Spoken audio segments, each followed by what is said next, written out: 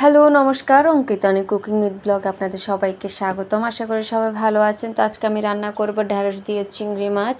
এখানে আমি চিংড়ি মাছ ধুয়ে কেটে পরিষ্কার করে নিয়েছি এবং এখন লবণ হলুদ দিয়ে এগুলো ভেজে নেব।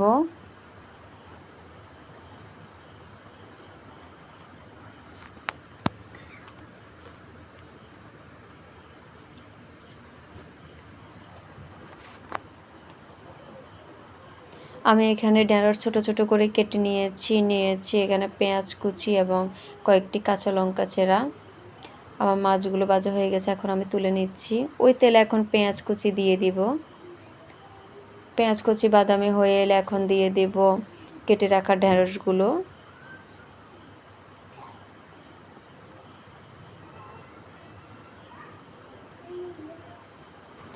এখন দিয়ে দেব কেটে রাখা কাঁচামরিচগুলো।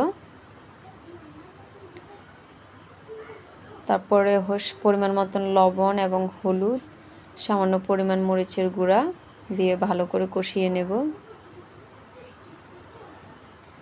ভালো করে কষানো হয়ে গেছে, এখন তাতে মাছগুলো দিয়ে দেব। দিয়ে আবারও কিছুক্ষণ এভাবে কষাবো। দিয়ে দিব পরিমাণ মতন পানি। যদি ভালো লাগে অবশ্যই আমার চ্যানেলটি সাবস্ক্রাইব করবেন এবং কমেন্টে জানাবেন ঢ্যাঁড়স চিংড়ি কার কার ভালো লাগে। সবাইকে অসংখ্য ধন্যবাদ পুরো ভিডিওটি দেখার জন্য। সবাই ভালো থাকবেন।